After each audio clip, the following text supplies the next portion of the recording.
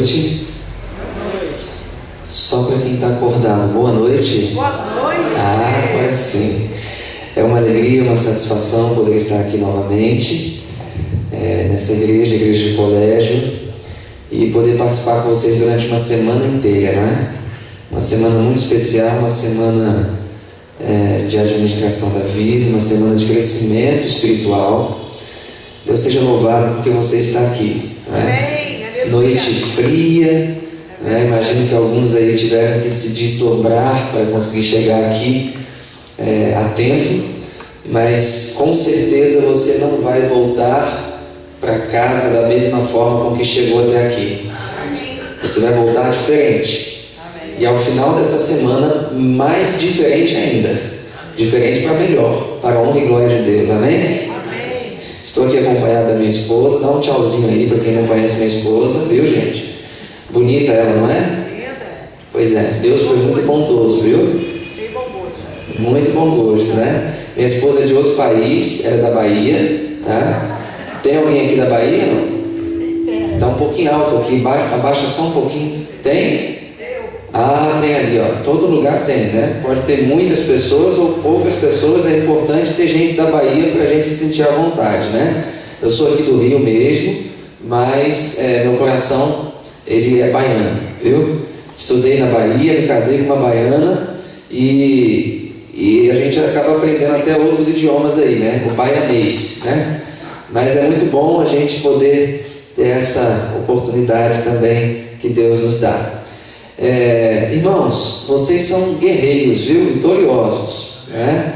Eu fico feliz de saber que vocês estão aqui porque querem ter momentos mais especiais ainda com Deus. Eu sei que vocês já têm esses momentos aqui na igreja, na casa de vocês, no culto familiar, né? Mas uma semana de mordomia, com certeza Deus já está derramando grandes bênçãos na vida de cada um de nós aqui.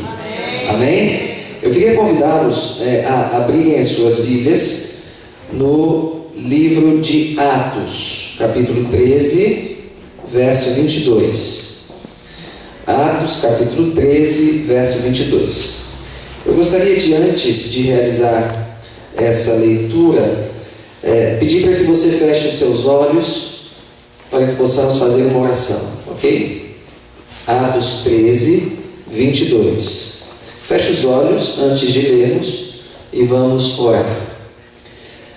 Bondoso Deus, nosso amado Pai, louvado seja o Teu nome pela oportunidade maravilhosa que nos concede de estarmos aqui na Tua presença nesta noite. Aleluia. Somos pecadores indignos, nós sabemos disso. É verdade. Mas ainda assim, pela Tua graça, pela Tua misericórdia, cremos que Tu está aqui em nosso meio. Amém, e quer Senhor. falar ao nosso coração. Amém. Traga-nos do céu, ó Pai, uma mensagem muito especial. Por favor, E que o Teu nome seja exaltado. Amém, que o Teu nome seja honrado aqui. Amém. E que vidas sejam transformadas. Nós oramos em nome de Jesus. Amém, Senhor.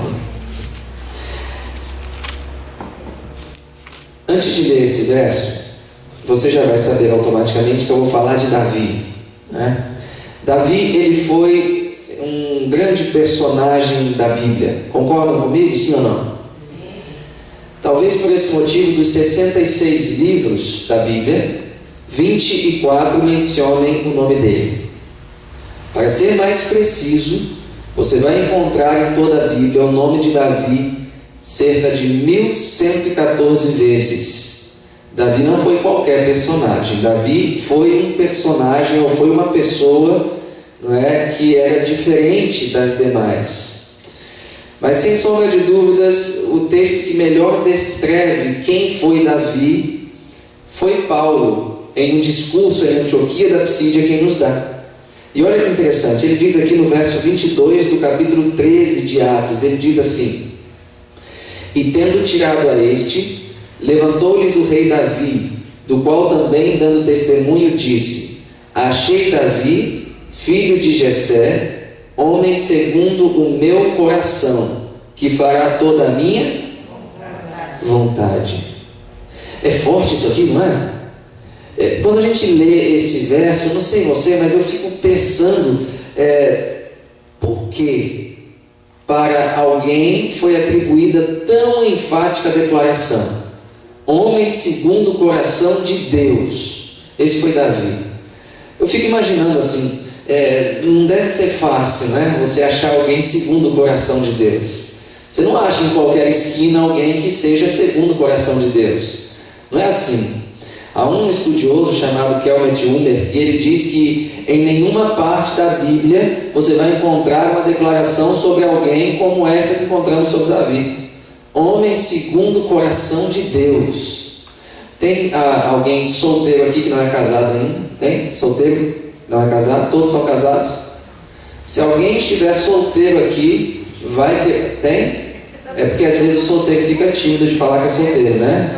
Ah, tem ali, tá, é solteiro, tá certo, né? Então vocês que são solteiros e estão tímidos aí de falar que são solteiros, né? Quando procurarem alguém ou orarem a Deus pedindo alguém, peçam alguém segundo o quê? O coração de Deus. Eu acho que é isso que vocês querem para a vida de vocês, não é isso? Eu imagino que sim, né? Talvez uma mãe ore ou um pai pelo seu filho ou sua filha da seguinte forma: que o meu filho ou a minha filha seja segundo o coração de Deus. Não é um pedido nobre, não é uma razão importante. Puxa, que orgulho para um pai e uma mãe, olha, meu filho é segundo o coração de Deus, né? Aqui eu tenho uma descrição da pessoa de Davi, e eu tenho aqui a enfática declaração de que ele foi homem segundo o coração de Deus. A pergunta que eu preciso fazer é: quais são os critérios que Deus usa para definir quem é e quem não é segundo o coração dele? Não é curioso isso? Quais são os critérios de Deus? Como é que Deus vai dizer assim: olha, esse é segundo o meu coração, esse não é, esse aqui é, esse não é? Porque não tem um meio termo. Não existe a possibilidade de alguém ser mais ou menos segundo o coração de Deus. Ou você é ou você não é. Então como é que Deus define isso? Se você for analisar a vida de Davi, você vai concordar comigo de que o currículo dele já falava por si só, não é? A Bíblia diz que Davi, ele era músico e ele tocava um instrumento. Que instrumento é esse? A harpa, não é? Eu cheguei mais cedo aqui hoje conversando com a Ritinha. Cadê a Ritinha? Deve estar lá na recepção, né? A Ritinha falou que teve aqui esse final de semana alguém que toca harpa.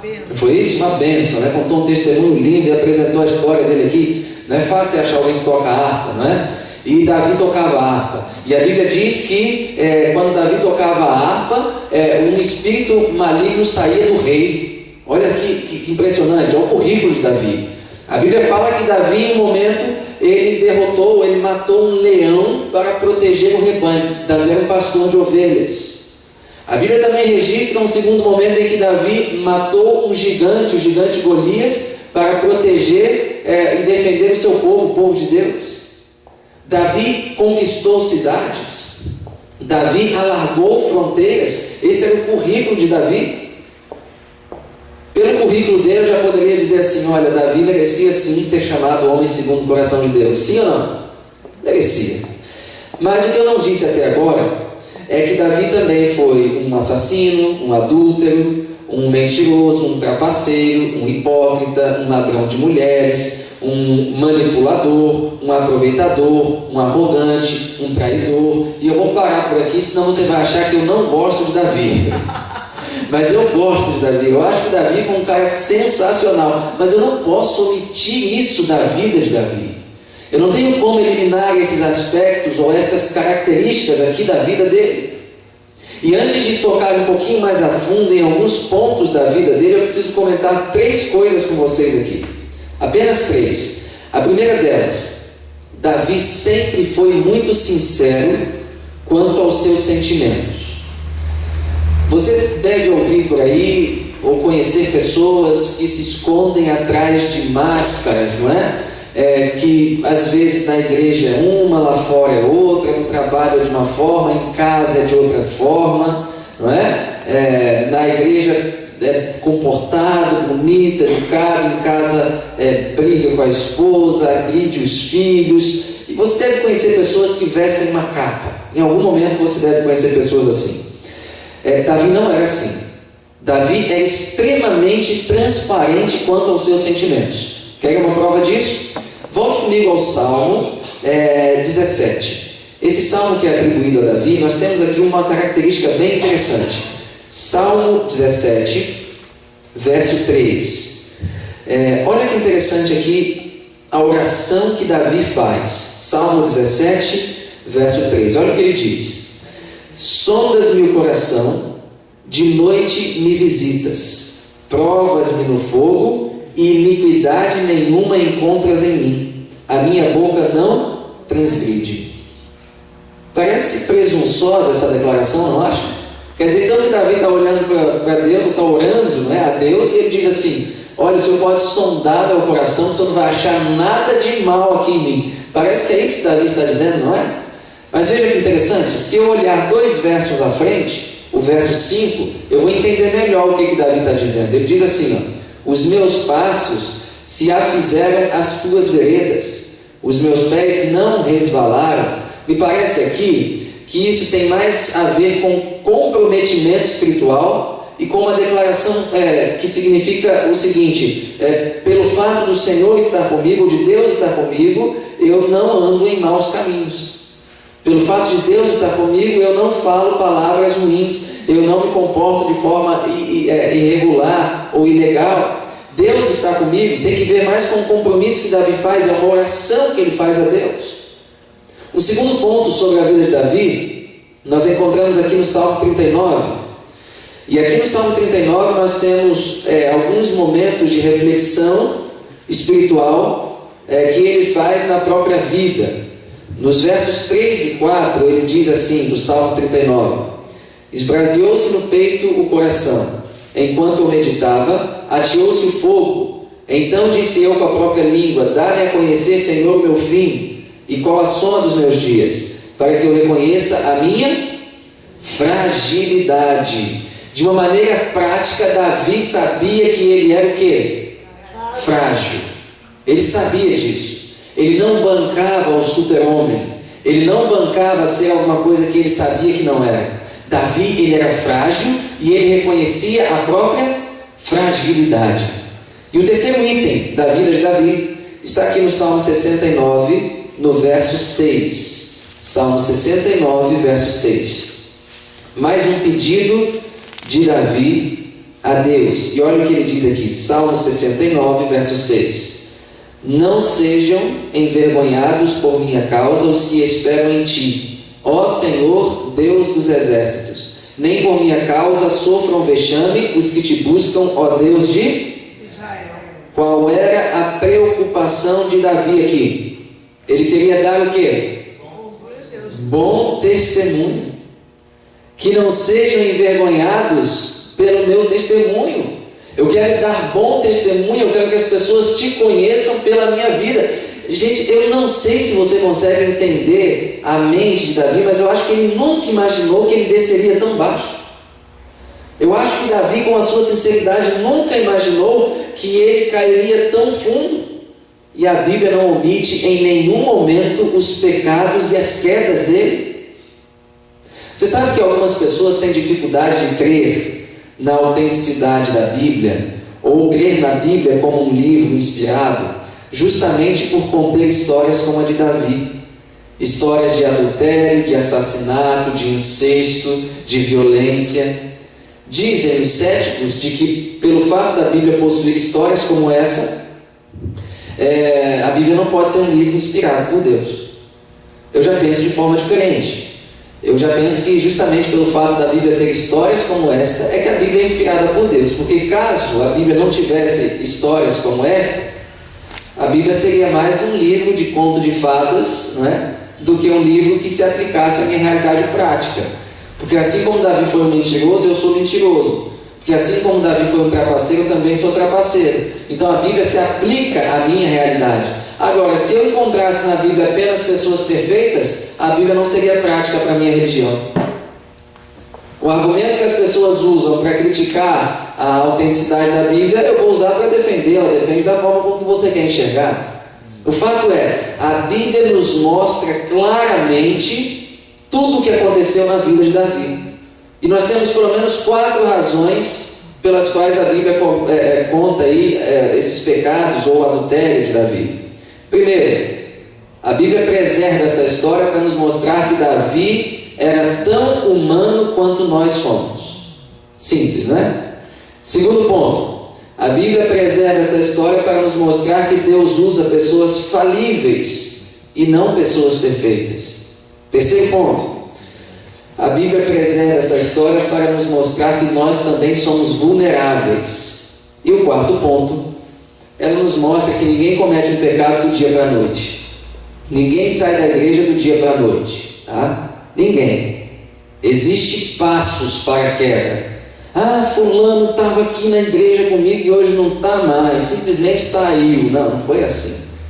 Alguns passos foram dados até chegar ao pecado maior, ou até mesmo o afastamento de Deus. No caso de Davi, o próprio assassinato de Urias. No caso de Davi, foram 7 passos que ele deu, ou 7 pecados: ócio, luxúria, adultério, engano, suborno, acariação e, por fim, assassinato.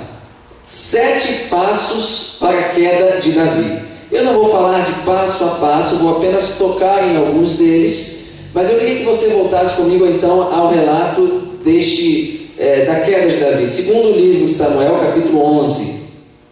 Segundo livro de Samuel, capítulo 11, versos 1 e 2. Okay? O primeiro pecado que Davi cometeu aí, que gerou aí uma sucessão de outros pecados, foi o pecado do ócio. Segundo livro de Samuel, capítulo 11, versos 1 e 2, a primeira parte. Já ouviu aquele ditado que diz assim: quanto maior o gigante, maior a queda? A gente encontra isso aqui na vida de Davi. Segundo Samuel 11, 1 e 2, diz assim: decorrido um ano, no tempo em que os reis costumam sair para a guerra, enviou Davi a Joabe e seus servos com ele, e a todo Israel, que destruíram os filhos de Amon e sitiaram Rabá. Porém Davi ficou em Jerusalém. Uma tarde levantou-se Davi do seu leito e andava passeando no terraço da casa real. Até aqui. Já ouviu aquele ditado que diz assim: mente vazia, oficina de Satanás. Você conhece, não é? Jack Hayford, comentarista do Antigo Testamento, ele disse que não havia nenhuma razão para Davi ficar em Jerusalém. Se era a época dos reis saírem para a guerra, o que foi que Davi quis fazer em Jerusalém? Por que é que ele não foi também com o seu exército para a guerra lutar? Davi deveria ir, mas ele não foi. Enviou Joabe, enviou os seus servos e todo Israel para o campo de batalha, mas ele mesmo não vai. Ele prefere ficar em Jerusalém. Davi poderia pelo menos usar o argumento, dizendo assim: olha, eu não vou à guerra porque eu sou rei, mas eu vou ficar aqui orando por vocês, viu? Vou ficar aqui orando para que Deus abençoe e que nós possamos vencer aí essa guerra. Ele poderia usar esse argumento, mas ele não usou. Aliás, eu vou fazer uma pergunta aqui bem provocativa. Existe algum momento em que orar é inútil? Pense, não me responda.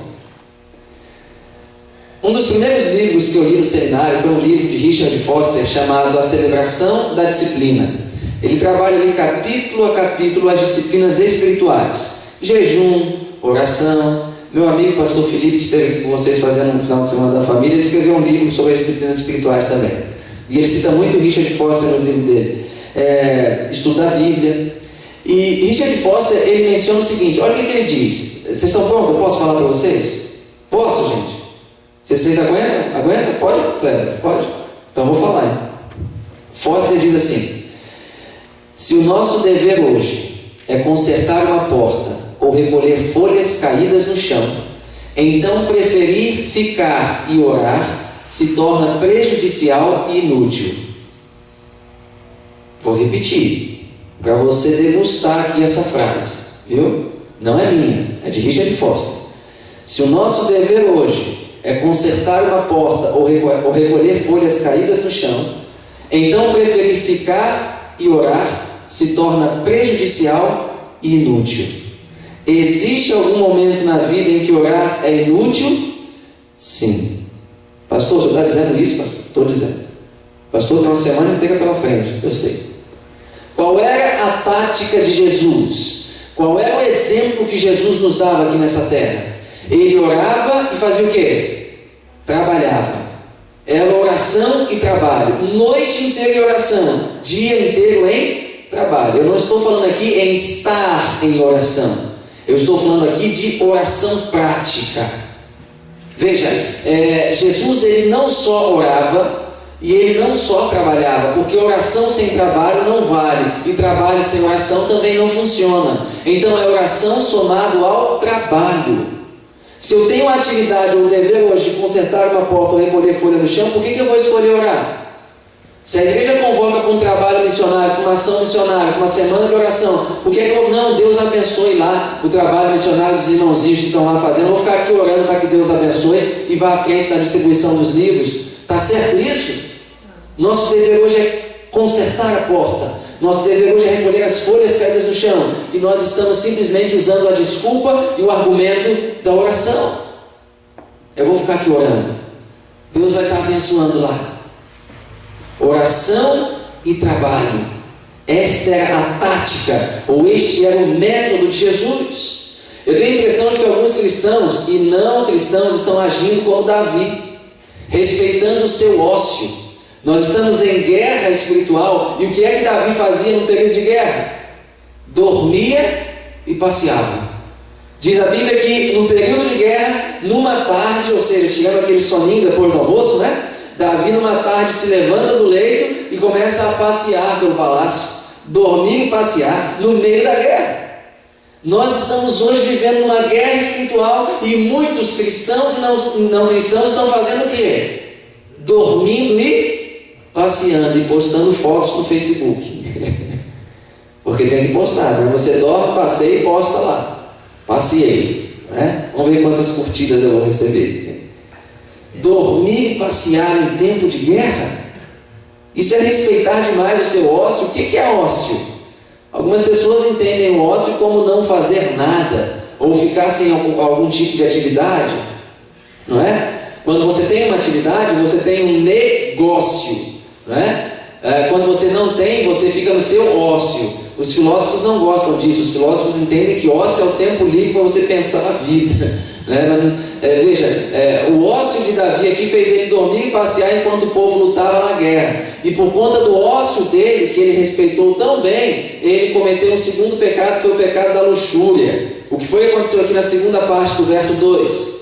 Daí viu uma mulher que estava tomando banho, e era ela muito o quê? Formosa. Vocês acham que Batseba era uma mulher bonitinha? Era linda demais. Para a Bíblia destacar alguma qualidade de alguém, é porque de fato essa qualidade ela ressaltava, ela estava acima do normal. Batseba não era qualquer mulher, era extremamente linda. E Davi, entendam, não há razões para crermos que Davi estava passeando procurando alguma coisa. Não temos razões para isso. Pode ser que sim, pode ser que não. E nem que Batseba estava lá naquele período da tarde, sabendo que o rei estava no palácio e tomando banho naquele horário para provocar o rei. Também não podemos afirmar isso. Eu não sei se você sabe, mas no palácio, a sacada do palácio ficava na região mais alta, como se fosse aqui, bem mais alto que a plataforma aqui dessa igreja, não é? E os banheiros, eles eram externos, eles não tinham teto. Eu vi alguns banheiros como esse lá na África, lá em Moçambique. Não chama banheiro, chama casa de banho. Ficam na parte externa das casas e não tem o teto. Então Davi, rei, passeando, podia ter olhado lá e viu alguém tomando banho. Eu lembro de uma musiquinha que a gente cantava na igreja quando era criança. Não sei se ainda canta, acho que canta, né?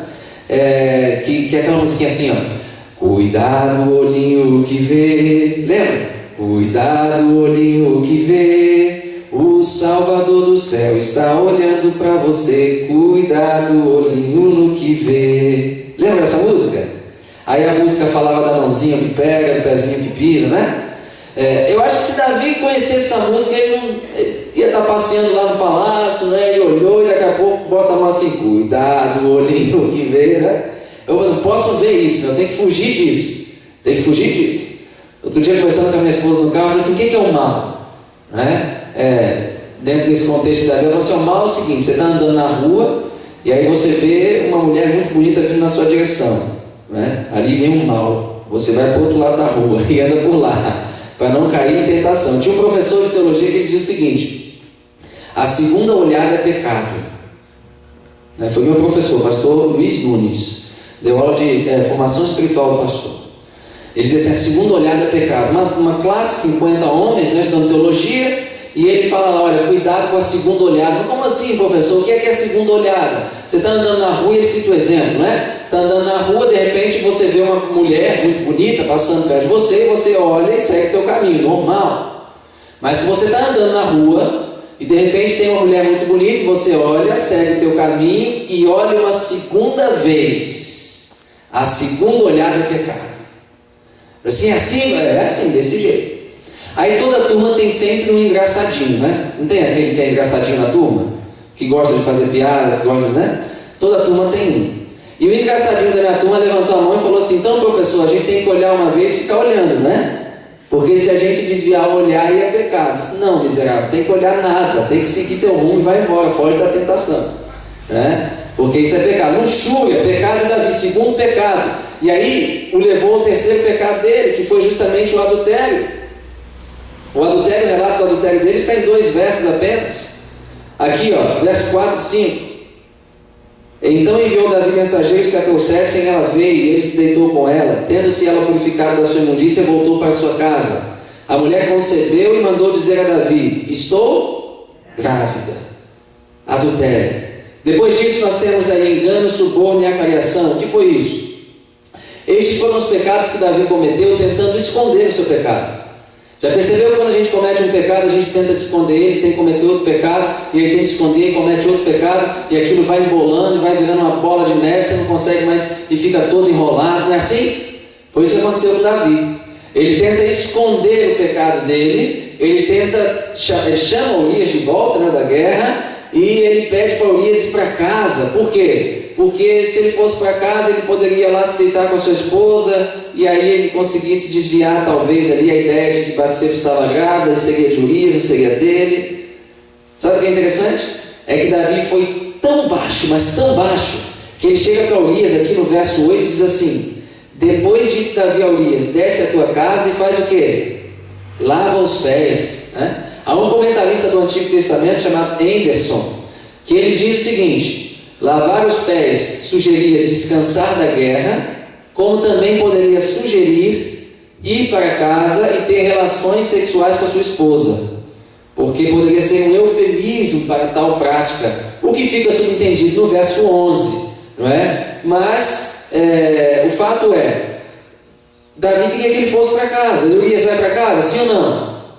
Não vai. Então o que Davi faz com Urias? Ele dá um presente para Urias. Em outras circunstâncias você poderia chamar isso de benefício, não é? de graça, um presentinho, um agrado, não é? Eu chamo de suborno. Ele quer subornar Urias. E depois disso tudo, o que mais que ele faz? Ele embebeda Urias e fala: agora você vai para casa. E Urias vai bêbado? Não vai. Veja, a bebedice de Urias foi mais sóbria do que a sobriedade de Davi. Veja o que pecado faz com a pessoa. Um bêbado foi mais sóbrio do que a sobriedade do rei. Tudo isso por conta do pecado. Vocês estão entendendo aqui aonde Davi desceu? E por fim, o último pecado de Davi foi justamente o assassinato. Não deu jeito. Vão matar Urias então, que aí resolve o meu problema. A essa altura você já deve estar pensando alguma coisa errada aí no verso inicial que nós lemos, né? Achei Davi, homem segundo o coração de Deus. Como assim? Desculpa, como assim? Eu não cometi metade dos pecados que Davi cometeu, e eu tenho às vezes dificuldade de aceitar que eu sou homem segundo o coração de Deus. E eu não cometi metade dos pecados que ele cometeu. E como é que Davi é homem segundo o coração de Deus? O que ele tem de tão especial? A impressão que eu tenho aqui é que Davi foi um dos piores que já viveram aqui nessa terra. Quanta coisa errada ele fez! E isso nós precisamos deixar bem claro, como aqui no finalzinho do verso 20 aliás, no finalzinho aqui do capítulo 11, isso tudo desagradou ao Senhor, no verso 27. Tudo que Davi fizera foi mal aos olhos do Senhor. Tudo isso foi mal. Eu preciso dar um salto aqui na história de Davi para eu fazer o desfecho e você entender o que eu estou falando aqui. Existia um momento na vida dele em que a vida dele deu uma guinada, deu uma virada. Nesse momento da história, Davi não era segundo o coração de Deus. Pelo contrário, As suas ações o levavam para ser segundo o coração do inimigo de Deus. Mas ele não era segundo o coração de Deus. Só que teve um momento da vida dele em que ele entendeu a condição pecaminosa dele e confessou o seu pecado. E ao confessar este pecado, ao se arrepender e confessar o pecado, ele então é perdoado dos seus pecados e ele passa a ser uma nova criatura. A necessidade que Davi tinha na vida dele era de ser uma nova pessoa. A necessidade que eu preciso ter na minha vida hoje é de ser uma nova criatura. A necessidade que você precisa ter hoje é de ser uma nova criatura. Veja, vá comigo ao Salmo 51, e eu quero ler com vocês aqui os 2 primeiros versos desse Salmo. Salmo 51, versos 1 e 2. Veja o que diz aqui. Salmo 51, versos 1 e 2.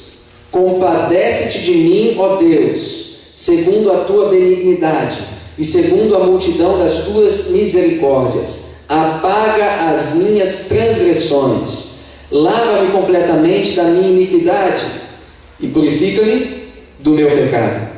Você pode continuar lendo todo o capítulo 51 e você vai encontrar várias vezes a palavra pecado, iniquidade, transgressão, o que é totalmente difícil de encontrar na história de Davi, né? Antes ele fazia de tudo para esconder o seu pecado. Agora que ele se arrepende e confessa, ele grita a plenos pulmões que ele é um pecador, que ele é um transgressor da lei, que ele é um iníquo, que ele precisa de perdão. Alguma coisa mudou na vida dele, sim ou não? É óbvio que sim. É óbvio que muita coisa mudou na vida de Davi. Veja, Davi aqui, ele reconhece a sua fragilidade e aprendeu a duras penas sobre o seu erro. Tanto é que ele publicou esse salmo aqui. E ele diz no verso 10 o seguinte: cria em mim, ó Deus, o quê? Um coração puro, e renova dentro de mim um espírito. O velho Davi, aliás, no velho Davi, eu não consigo ver alguém segundo o coração de Deus. No novo Davi, eu consigo ver alguém segundo o coração de Deus. Veja o pedido que ele faz: Senhor, cria em mim um novo coração. Você sabe qual que é a essência do que Davi está pedindo aqui? Davi está pedindo para Deus criar nele, e só Deus poderia fazer isso por ele. Na nossa Bíblia, nós temos pelo menos 2 línguas principais em que ela foi escrita, né? O Antigo Testamento no hebraico e o Novo no grego. Algumas partes do Antigo Testamento em aramaico, mas a maior parte em hebraico. Você tem, por exemplo, algumas palavras no hebraico para criar, para o verbo criar, né? Palavras conhecidas como bará, assá, yatsá. Todas elas significam criar, formar, fazer, manufaturar. Você tem, por exemplo, em Gênesis 1, no princípio criou Deus. A palavra criar ali é o verbo bará, não é? Tá assim, Bereshit bará Elohim, não é? Et hashamayim ve'et haaretz. No princípio criou Deus. Por que a palavra no princípio criou Deus é bará, o verbo bará? Porque todas as vezes que o verbo bará aparece na literatura hebraica, o sujeito é Deus. Porque só Deus pode criar do nada. Bará sugere uma criação do nada. Diferente, por exemplo, de assá, que encontramos em Gênesis 2, quando Deus cria e forma o homem. E formou Deus o homem do pó da terra. Por quê? Porque bará sugere criação do nada. Deus é o único que tem poder para criar do nada. O ser humano não pode criar do nada. Se eu for um engenheiro aqui da eletrônica, eu vou dizer para vocês: olha, eu criei esse microfone aqui. Que palavra vocês acham que eu vou usar para descrever isso? Bará? Não, porque eu usei matéria. Eu usei o quê? Plástico, fio, né? Seja lá o que for. Então eu criei com matéria. Eu não posso usar bará. Bará só Deus pode usar. Porque Deus tem poder para falar e as coisas aparecerem. O ser humano não tem. Para a criação do homem, Deus usa o pó da terra, o barro. Então ele usa o verbo assar, fazer, manufaturar. Deus fez o homem, Deus formou, Deus manufaturou o homem, formou do pó da terra. Agora aqui no Salmo 51, Davi está dizendo assim: cria em mim, ó Deus. Qual é o verbo que vocês acham que Davi está usando aqui no Salmo 51, verso 10? Davi está usando aqui o verbo bará. Ele está dizendo assim: Senhor, não reforma o meu coração, porque o meu coração não tem mais jeito. Eu preciso que o Senhor me dê um novo coração. Parece que o texto fica mais forte aqui na sua essência. Senhor, o meu coração ele é mau, o meu coração é adúltero, o meu coração é assassino, o meu coração me afasta de Ti. Então, Senhor, o que eu preciso é de um novo coração. Senhor, tira esse meu coração velho, joga fora e me dá um novo coração. O que me falta hoje? O que falta na tua vida hoje para você ser um cristão, um servo de Deus, um mordomo fiel? Um novo coração. Já passou do tempo de pararmos de orar pedindo para que Deus transforme o nosso coração. Já passou do tempo de parar de orar para que Deus mude o nosso coração. Chegou o tempo de orar como Davi e pedir ao Senhor um transplante de coração. Senhor, eu quero um novo, e só o Senhor pode me dar, porque o meu é velho e o meu é mau, e eu quero ser uma nova pessoa, uma nova criatura. Eu quero ser um homem, uma mulher, segundo o teu coração. Você entende esse pedido? Davi só foi o que foi, só foi o homem que foi, quando ele recebeu do Senhor um novo coração. É óbvio que Davi sabia que ele era pecador, ele sabia que era falho, mas ainda assim ele se entregou nas mãos de Deus para que Deus fizesse dele uma nova criatura. Qual é a nossa mais profunda necessidade?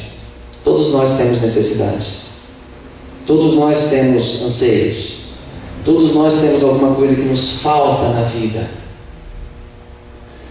Mas eu posso garantir que a principal e maior necessidade que nós temos hoje, como cristãos, como servos de Deus, é um novo coração. É só quando eu receber do Senhor um novo coração que eu vou conseguir ser fiel a Deus, fiel à minha família, fiel ao meu trabalho, honesto. É só quando eu receber de Deus um novo coração. Não adianta vir aqui e ficar falando mordomia, administração, isso, questões técnicas, questões teóricas, sem a necessidade do reavivamento espiritual. É um novo coração, é um recomeço, é se deixar ser conduzido por Deus, é se colocar nas mãos de Deus, é pedir para Deus: Senhor, apaga a minha vida até aqui e me faça uma nova criatura daqui para frente. Eu disse a vocês que essa semana pode ser uma semana decisiva. Essa semana pode ser uma semana de mudança. E essa semana será uma semana de grandes bênçãos que já estão sendo derramadas nesse exato momento aqui na igreja. Se o teu coração, velho e mau, ainda te afasta de Deus, ainda te prende a esse mundo, hoje é o dia de você pedir para Deus tirar esse coração teu e te dar um novo coração. Peça: Senhor, cria em mim um novo coração. Faça de mim uma nova criatura. Transforma a minha vida e que eu seja um fiel mordomo teu. Amém. Alguém que gostaria de fazer essa oração e esse pedido nessa noite? Nós vamos ouvir uma música agora. Eu gostaria de que, enquanto essa música for sendo cantada, você aí sentadinho no seu banco, não precisa se levantar, não precisa vir aqui à frente, você com seus olhos fechados, converse com Deus e faça a oração que Davi fez. Peça a Ele um novo coração. Peça para que Ele transforme você num homem, numa mulher, segundo o coração dele, para que você possa ser transformado e salvo para a honra e glória do Senhor Jesus. Ao final deste hino, fique em pé e nós vamos encerrar com uma oração.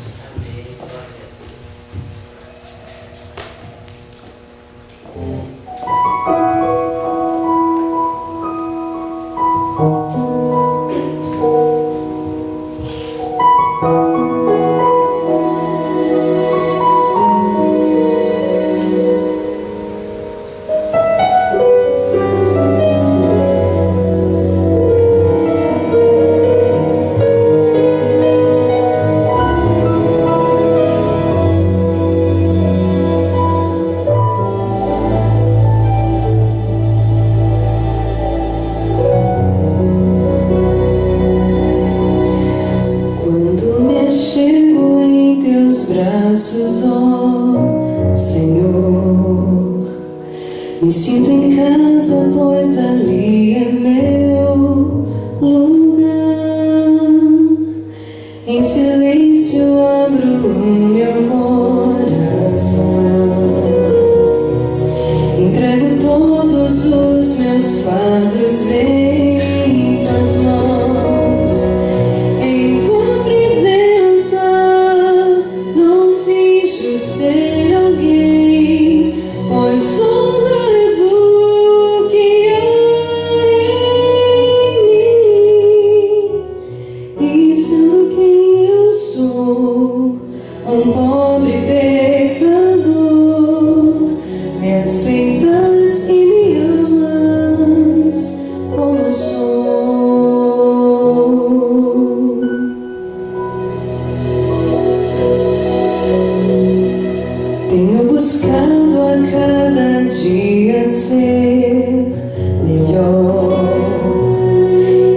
pensar cometo erros que não quis.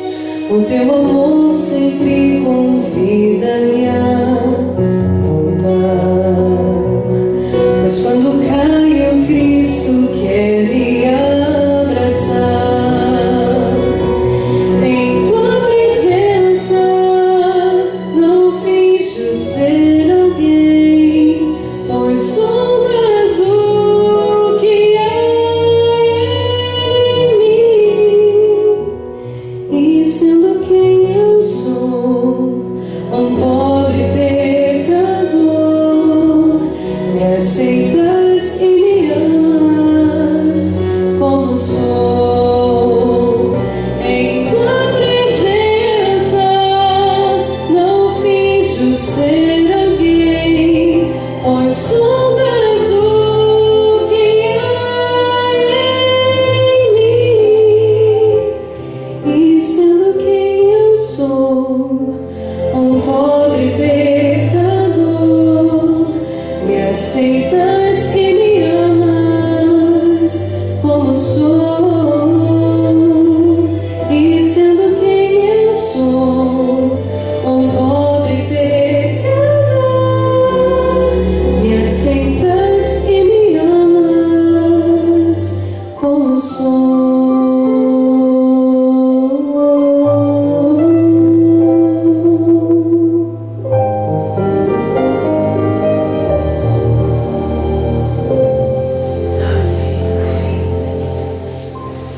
Vamos orar? Você pode colocar em pé? Maravilhoso Deus, amado Pai, muito obrigado, Senhor, porque de alguma forma que não conseguimos explicar, o Senhor nos ama, Amém. nos perdoa, É verdade. nos transforma e nos salva, Senhor. Obrigada, Não Senhor. merecemos tamanho amor, tamanha graça que o Senhor dispensa por cada um de nós, mas ainda assim, o Senhor está aqui disposto a nos abençoar. Amém.